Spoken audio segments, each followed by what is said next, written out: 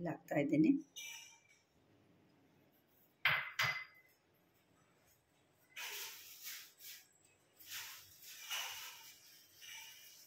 ಸ್ವಲ್ಪ ಜೀರಿಗೆ ಹಾಕ್ತಾ ಇದ್ದೀನಿ.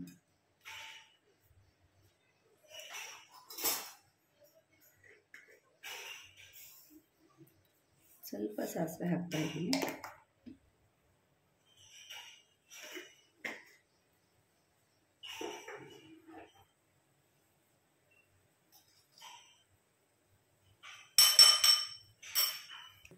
ಕಾಲಿಫ್ಲವರ್ ಬಿಸಿ ನೀರಲ್ಲಿ ಹಾಕಿ ತೆಗೆದಿಟ್ಕೊಂಡಿದ್ದೀನಿ ಕ್ಲೀನ್ ಮಾಡಿ. ಈಗ ಇದಕ್ಕೆ ಹಾಕ್ತಾ ಇದ್ದೀನಿ. ಅದಕ್ಕೆ ಡ್ರೈ ಪಲ್ಯ ಮಾಡ್ತಾ ಇದ್ದೀನಿ ನಾನು.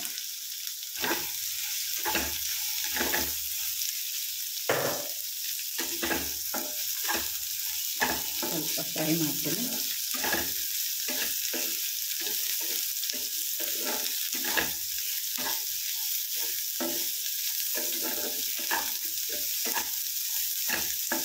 ಇದು ಅನ್ನ ರಸಮ್ಗೆ ಎಲ್ಲ ಚೆನ್ನಾಗಿರುತ್ತೆ.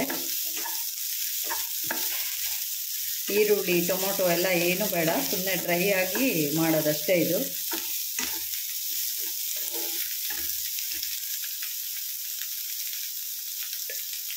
ಸ್ವಲ್ಪ ಖಾರದ ಪುಡಿ ಹಾಕ್ತೀನಿ. ನಿಮಗೆ ಖಾರ ಜಾಸ್ತಿ ಬೇಕಂದರೆ ಸ್ವಲ್ಪ ಜಾಸ್ತಿ ಹಾಕ್ಕೊಳ್ಳಿ.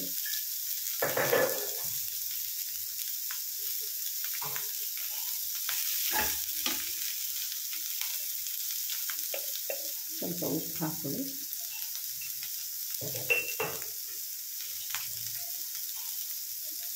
ಸ್ವಲ್ಪ ರಸಮ್ ಪೌಡರ್ ಹಾಕ್ತಾ ಇದ್ದೀನಿ.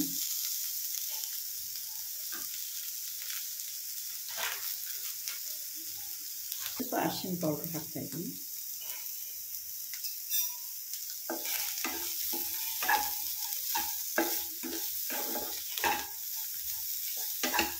ನೀವು ಗರಂ ಮಸಾಲ ಬೇಕಾದರೂ ಹಾಕೋಬೋದು. ನಾನು ರಸಮ್ ಪೌಡ್ರ್ ಹಾಕಿದ್ದೀನಿ ಸಾಕು ಅಂತ ಹೇಳ್ಬಿಟ್ಟು.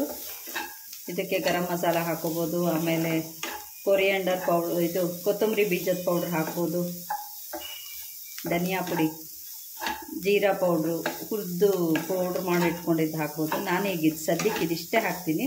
ಇದೇ ಸ್ಪೈಸಿಯಾಗಿ ತುಂಬ ಚೆನ್ನಾಗಿರುತ್ತೆ ರಸಮ್ ಪೌಡ್ರಿಗೇನೆ. ಇದು ಸ್ವಲ್ಪ ಡ್ರೈಯಾಗಿ ಫ್ರೈ ಆಗಲಿ. ಫ್ರೈ ಆಗ್ತಾ ಇದೆ.